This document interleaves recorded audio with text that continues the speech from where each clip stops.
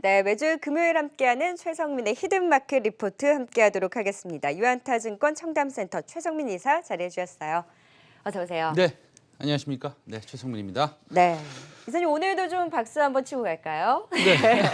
저희가 네이버에 이어서 인텔리안테크가 굉장히 잘 가고 있습니다. 네네네. 지난주에도 인텔리안테크 잘 가고 있다라고 저희가 이야기를 나눴었는데 오늘도 무려 지금 장중에 13%나 급등을 하면서 굉장히 시세를 쭉쭉 뽑아내고 있습니다. 우리가 5G 얘기를 할 때 이런 숨어있는 종목들 안에서 인텔리안테크에 대해서 이야기를 해주셨는데 네네. 향후의 주가 흐름도 더 기대를 하시나요? 뭐 방송에서 좀 말씀드리지 못할 정도로 좀 큰 희망을 가지고 있습니다. 그래서 네. 역시 좀 공부를 좀 열심히 우리 시청자분들이 하시면 아마 인텔리언테크가 상당히 좀 잠재력이 있는 회사다라고 이제 생각을 하실 수 있을 겁니다. 네, 인텔리안테크에 대해서 앞으로도 역시 기대감 유효하다. 네, 오늘 긍정적인 흐름을 보이면서 앞으로에 대한 관심주에 대한 기대감도 더 높아지는 것 같습니다. 자, 지난주에는 참 어려운 이야기를 했어요. 바이오의 진실, 공부가 네네. 많이 필요하다라면서 이제 바이오의 진실에 대해서 이야기를 했었는데 오늘은 두 번째 시리즈를 또 준비를 했다고 들었습니다. 바이오의 진실, 모멘텀을 노려라라는 이슈로 오늘 또 잡아주셨는데요. 지난주에 이야기했던 바이오주 흐름을 좀 더 짚어보면서 두 번째 시리즈에 대한 내용도 정리를 해볼까요? 그 바이오 진실 첫 편에서 제가 네. 말씀을 드린 바가 있는데 사실은 바이오에 투자를 하시면서 그 신약에 대해서 자세히 모르신다라고 한다면 그거는 사실 투자하시면 안 됩니다. 단적으로 말씀드리면 그렇습니다. 그러나 우리가 개인 투자자이기 때문에 그래도 여러 가지 좀 벤치마크, 기준점을 가지고 투자를 하는 방법이 몇 가지 있다라고 네. 말씀을 드리면서 제가 이제 세 가지 말씀드렸는데 네. 바이오는 허상인가 아니면 이제 투자 가능한 것인가 이 질문을 먼저 한번 드렸었잖아요. 네. 그래서 이제 제 생각에는 뭐 시장이 한 1,500조로 이제 방향을 잡고 있고 그래서 정말 전문가가 아니면 분석하기가 어렵다. 뭐 업사이드는 무한대지만 그렇지만 또 리스크도 그만큼 많다. 뭐 이거는 다 아시는 것을 뭐 또 그런 말을 왜 하냐 이렇게 말씀하실 수도 있어요. 그런데 중요하기 때문에 제가 말씀드리는 겁니다. 근데 바이오에 투자를 한다면 언제 해야 되느냐라고 하는 질문에 있어서는 우리가 기본적으로 우리나라 회사가 삼상을 통과하기에는 그렇게 쉬워 보이진 않으니 네. 일상에서 이상으로 넘어가는 내지는 이상에서 삼상으로 넘어가는 종목으로 한번 골라보자. 뭐 이런 기준을 우리가 잡아본 겁니다. 예. 네. 그리고 삼상에 진입한 종목을 무조건 피하라는 것은 아니죠. 데이터 분석을 잘 해야 되고 또 해외 글로벌 빅파마로 기술 수출, 소위 라이센스 아웃이 되어서 그 글로벌 파머가 직접 삼상 통과를 추진하고 있다면 네. 가능성이 더 높을 수 있다라는 것입니다. 그다음에 마지막으로 어떤 종목을 사야 되느냐. 기준이 뭐냐라고 했을 때 사실은 공매도가 많은 종목은 좀 피하자라는 것이고요. 그다음에 이 시총 5천억 이하에서 한번 골라보자. 뭐 이런 네. 기준을 우리 시청자들과 함께 의견을 한번 나눠봤습니다. 네. 맞아요. 그때 이렇게 각각의 내용들을 살펴주시면서 또 관심주에 대해서도 이야기를 나눠봤었는데요. 자, 오늘은 바이오의 진실 두 번째 시간입니다. 오늘은 어떤 포인트에 대해서 이야기해 주실까요? 오늘 구체적으로 앞으로 한 달여 동안 이제 이벤트들이 굉장히 많습니다. 맞아요. 그걸 좀 하나하나씩 좀 짚어드리는 게 좋을 것 같아서 제가 스케줄 좀 가지고 나왔는데 일단은 뭐 9월 7일에 이제 페어마켓가 있지만 또 9월 9일부터는 11일까지 미국 뉴욕에서 모건 스탠리 글로벌 헬스케어 컨퍼런스가 열립니다. 네. 네.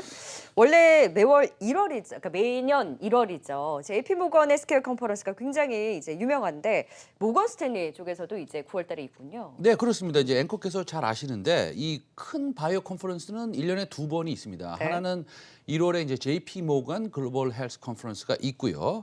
이게 이제 37년 차입니다. 네. 꽤 오래됐죠. 그래서 이제 이게 1983년에 소형 그 투자은행 H&Q라는 회사가 바이오 컨퍼런스를 열다가 JP 모건에 이제 합병이 돼서 인수가 돼서 네. JP 모건이 이제 헬스케어 컨퍼런스를 이름을 바꿔서 개최하면서 제약 바이오 분야의 최고 권위의 행사로 재탄생한 것이고요. 한국 기업도 한 50기업 참석을 합니다. 이제 네. 9월에 열린 모건 스탠리 글로벌 헬스케어 컨퍼런스는 이제 뉴욕에 열리는데 이보다는 조금 작습니다. 작지만 하반기 뉴욕에서 개최되는 것으로 굉장히 유명한 바이오 기업들이 많이 참석을 합니다. 그래서 이번이 아마 17회차일 겁니다. 예.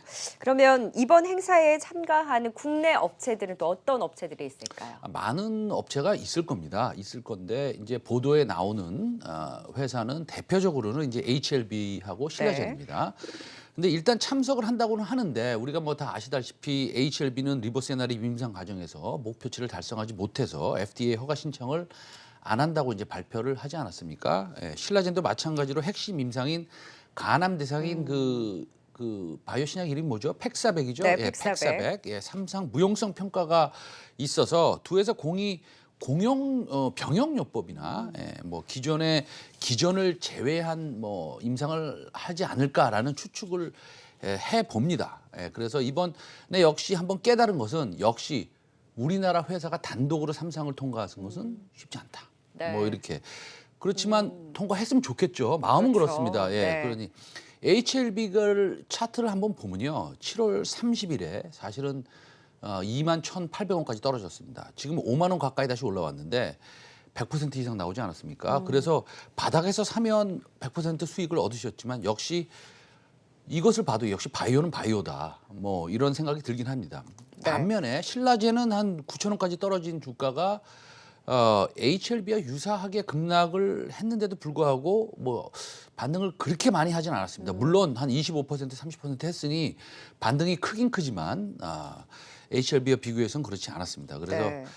이 두 회사는 참석을 하고 다른 회사들도 많이 참석을 할 거라고 저는 생각을 해봅니다. 예. 네, 신라젠의 경우에는 사실 워낙 이런 악재성 뉴스가 많았는데 그럼에도 불구하고 좀 쇼커버가 나오면서 반등을 좀 시도했던 네. 부분도 있었고 HLB 같은 경우에는 뭐 기업 설명회를 통해서 유럽 종양학회에서 이런 글로벌 임상 3상에 대한 효능에 대한 좀 어느 정도의 발표를 할 것이다라는 또 기대감을 심어주기도 했는데 이렇게 움직이는 HLB나 이제 신라젠에 대한 이런 경계감이 있음에도 불구하고 좀 반등이 나오는 부분에 대해서는 어떻게 보셨어요?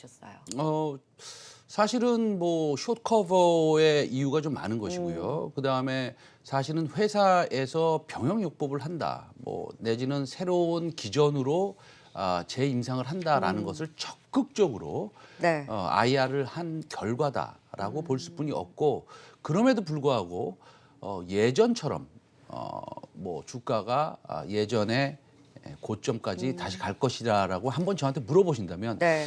그거는 좀 부담스럽지 않나라고 합니다. 그래서 약간 모멘텀적인 반발 매수세가 좀 있었던 것이지 네. 이게 뭐 펀디멘탈하게 임상이 뭐 앞으로 다른 뭐 바이오 신약으로 통과할 것이다 이렇게 보기에는 좀 어렵지 않을까 이렇게 생각을 합니다. 예. 네, 지금 그러면 이제 모건 스탠리 헬스케어 컨퍼런스가 9월 9일에서 11일까지 있고 그 이외에 이제 일정들이 굉장히 많잖아요. 이것도 좀 정리를 해볼까요? 네, 그 하나 더 있죠. 바로 이어지는 행사가 이제 그 이어지는 행사가 아니라 내일부터 되나요? 7일부터. 네, 7일. 네. 스페인 바르셀로나에서 열리는 세계 폐암 컨퍼런스입니다. 네. 예, 이게 이제 어. 한 7,000명의 전문가가 참여하는 폐암 컨퍼런스 중에서는 사실 제일 큰 학회입니다. 예. 그럼 폐암학회에서도 주목할 만한 업체는 어디가 있을까요? 사실 전주에 말씀드린 회사인데 네. 제가 뭐 이거를 뭐 매수 추천을 하는 건 아닙니다. 근데 사실 전주에 말씀드린 오스코텍 유한양행하고 얀센이 같이 네. 하고 있는 레이저 티닙입니다.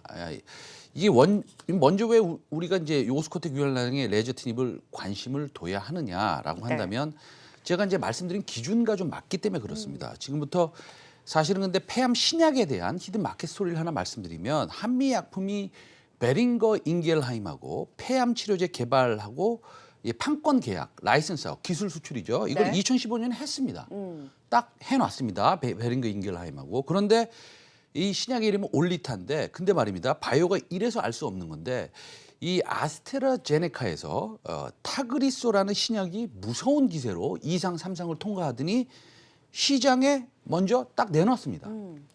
이제 고민에 빠졌죠. 누가 고민에 빠졌냐? 한미약품이 고민에 빠졌죠. 그다음에 베링거 인겔하임이 판권을 사갔으니까 사실은 베링거 인겔하임이 좀 고민에 빠졌습니다. 그래서 이게 좀 사이드 에펙트가 좀 있고 부작용이 좀 있고 타그리스보다는 조금 별로 그 효용이 없는 것 같다. 네. 그래서 아예 포기를 하고 한미약품의 판권을 되돌려줍니다. 반환을 했죠. 네, 반환을 했습니다. 그래서 이제 주가는 사실 뭐 곤두박질 쳤죠. 그래서 이제 투자자가 이 기술 수출한 신약도 또 다시 반환이 되는구나 네. 이런 것을 경험을 하게 되는 것입니다. 그래서 물론 한미약품은 이제 국내에서는 뭐 올리타 가지고 계속 임상을 했지만 네. 주가에 이제 긍정적인 영향을 미치지는 못했죠. 네, 그러니까 한미약품이 베링거 인겔하임에 기술 수출을 했던 이런 올리타에 대한 폐암 신약에 대한 기대감이 있었는데 이를 이제 반환을 했던 이유가 아스트라제네카의 신약 타그리소에 밀려서 신약 개발을 좀 접었다라고 정리를 할 수 있는 거네요. 네, 간단하게 말씀드리면 그렇습니다. 예. 이 폐암 시장을 독주하고 있는 타그리소를 근데 사실 우리나라 또 신약이 물리칠 수 있다고 생각이 드는데 네. 그거는 전주에 한번 설명드린 오스코텍하고 유한양행하고 얀센이 지금 개발하고 있는 네. 레이저 티닙입니다. 네. 그러니까 올리타는 타그리소 때문에 이제 뭐 대비를 하지 못한 거고요. 타그리소는 지금 아주 굉장히 잘 팔리고 있지만 레이저 티닙한테 아마 질 수 있다. 예, 아니면은 시장 점유율을 뺏길 수 있다. 뭐 이런 겁니다. 그래서 이 레이저 티닙의 임상 결과는 블록버스터 신약인 타그리소의 유일한 경쟁자인데 사실은 레이저 티닙이 맹렬하게 도전하고 있다. 뭐 이렇게 지금 볼 수 있을 것 같습니다. 예. 그러면 이 타그리소의 독주 레이저 티닙이 막을 수 있는 경쟁력이 있나요? 일단은 여기서 이제 중요한데요. 사실은 그래서 우리가 데이터를 확인해야 된다고 말씀을 전주에도 드렸고 이번 주에 다시 드리겠습니다. 그래서 예전과는 조금 다른 좀 생각으로 일단 네. 바이오에 투자를 좀 해야 된다는 것인데요. 원래 약을 갖다가 고용량을 투여를 하면은 소위 부작용이 많이 생깁니다. 그래서 고용량을 투여를 못하는 것인데 타그리소는 뭐 일상에서 사실은 160mg, 240mg 이렇게 투여를 했는데 독성이 증가했습니다. 네. 예. 근데 이 레이저 티닙은 240mg을 투여를 해도 독성이 없어서 이상 진행을 하고 있습니다. 그래서 부작용이 좀 타그리스보다는 적을 수 있다라고 추측을 할 수 있고요. 그다음에 둘째는 환자 반응률입니다. 예를 들어서 1000명의 환자를 가지고 임상을 한다고 하면 몇 명의 환자가 이 약에 대해서 반응을 할 수 있는지가 굉장히 중요한데 네. 사실은 타그리소는 약 66% 수준이었습니다. 그런데 레이저 티닙은 임상 1상에서 고용량 240mg을 투여했는데도 객관적 반응률이 86%까지 상승했습니다. 물론 우리가 좀 더 두고 봐야겠지만 타그리소를 혹시 압도할 수 있지 않나 이런 생각을 해봅니다. 마지막으로는 이제 시장 사이즈입니다. 블록버스터 신약 타그리소가 독점하고 있는 이 폐암 시장은 약 3조입니다. 그래서 3조에서 그냥 굉장히 보수적으로 한 20%만 시장 점유율을 뺏어올 수 있다면 그것만 해도 대박이 아닌가 이런 생각이 들어서 좀 언급을 좀 드리고 싶습니다. 예. 사실 그때 이야기해 주시면서 우리 업체가 임상 3상을 진행하는 것에 있어서는 조금 더 보수적으로 보시고 이제 글로벌 빅파마가 이런 글로벌 임상 3상에 대한 이런 움직임을 가져가는 것에서 긍정적으로 이제 이야기를 해주셨기 때문에 얀센이 아무래도 이런 관련한 움직임이 나오고 있는 만큼 유한양과 함께 이제 오스코텍에 대한 이야기를 해주셨는데요. 가까이 좀 바이오 이런 일정도 좀 더 체크를 해보도록 하죠. 이제 9월 7일에 페아마켓, 9월 9일에서 11일에 모건 스탠리 헬스케어 그리고 그 이외에 또 주요 어떤 행사들이 있을까요? 9월 16일 날 유럽에 이제 당뇨학회가 있습니다. 당뇨하면 벌써 VM202 헬릭 스미스를 딱 헬릭 이렇게 스미스. 떠올리실 텐데 바이오에 네. 좀 투자하시는 분이라면 사실은 3상 데이터 발표가 곧 나올 것으로 알려져 있는데요. 네. 예, 알려져 있는데 이게 바이오 섹터의 상승 하락의 분수령이 될 것으로 보고 있습니다. 정말로 두 손 모아 기도를 하면서 좀 네. 데이터가 잘 나와서 우리나라 바이오 섹터가 진짜 폭발적인 상승을 한번 가져갈 수 있도록 그런 일이 한번 있었으면 좋겠습니다. 시가총 예. 2위권까지 올라섰어요. 그렇습니다. 그래서 바이오 섹터를 조금이라도 아시는 분이면 이제 헬릭 스미스가 23일에서 27일에 그 예정된 그 유전자 치료제 VM202에 대해서 3상 인상 발표가 있을 것으로 봅니다. 그래서 이제 그건 다 아실 텐데 어쨌든 긍정적인 결과가 좀 나왔으면 좋겠습니다. 네, 지금 헬릭 스미스의 임상 3상 결과가 어떻게 나올지가 결국 바이오주의 투심을 자극할 만한 좀 분수령이 될 텐데 잘 나와서 이제 훈풍을 좀 불어 넣어줬으면 좋겠습니다. 이 외에 당뇨 신약을 개발하는 회사 중에 헬릭 스미스 이외에 좀 잘 알려지지 않은 회사도 있을까요? 여러 회사가 있습니다. 여러 회사가 있는데 뭐 사실은 현대약품도 사실은 그 당뇨 치료제에 엄청난 R&D 비용을 쏟고 있습니다. 그래서 현대 약품인데요. 미국 샌프란시스코에서 개최된 미국 당뇨학회에서 이제 그 경기용 제2 당뇨병 치료제 HD6277이라고 이제 명명되어 있는데 이제 그 지속적으로 이제 그 임상을 시도하고 있습니다. 그래서 독일에서 일상 임상을 진행하고 있고요. 그래서 하반기에 이제 완료될 것으로 보고 있습니다. 예. 네, 지금 이제 바이오 관련한 일정에 대해서 쭉 정리를 해주셨는데요. 그러면 이제 바이오 섹터 두 번째 시리즈로 이야기해 주신 만큼 오늘은 어떤 전략으로 그럼 이야기해 주실까요? 그래서 이제 결론을 좀 드려야 되겠습니다. 그래서 전주에 그 바이오의 진실 1편에서 말씀드린 전략과 사실은 동일합니다. 네. 전략이 뭐 일주일 만에 바뀌지는 않죠. 예, 그래서 일단 바이오는 투자 가능한 섹터입니다. 그러나 리스크는 큽니다.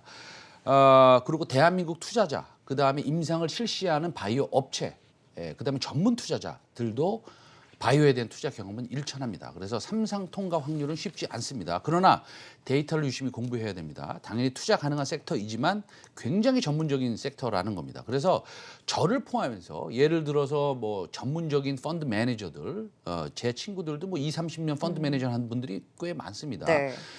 해도 완벽히 이해한다라고 보기 어렵습니다. 그래서 다시 세 가지를 제가 강조해드리겠습니다.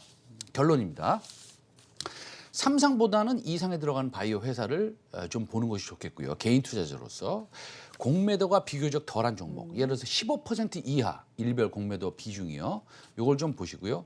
시장 사이즈가 큰 항암 신약을 연구하는 회사로 국한하고자 합니다. 그래서 시총이 조금 5천억 이하라든지 이 세 포인트에 해당되는 회사를 좀 고르셔서 공부를 충분히 하시고 투자를 하시는 게 네. 우리 투자자 여러분들이 뭐 HLB나 신라젠처럼 그렇게 어려운 일을 겪으시지 않을 유일한 방법이다.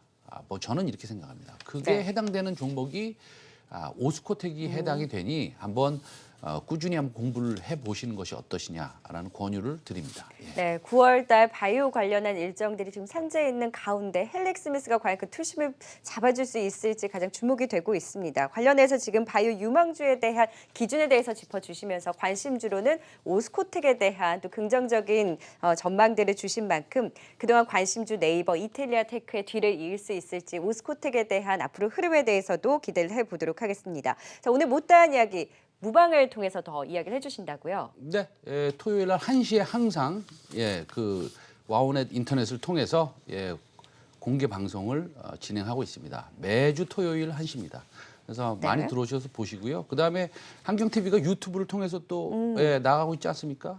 저도 유튜브에 제 히든 리포트가 있으니 들어오셔서 구독해 주시기 바랍니다. 예. 네. 자, 오늘 최성민의 히든마켓 리포트 바이오의 진실 2편 시리즈로 함께 했습니다. 지금까지 도움 말씀 유한타증권 청담센터 최성민 이사와 함께 했습니다. 고맙습니다.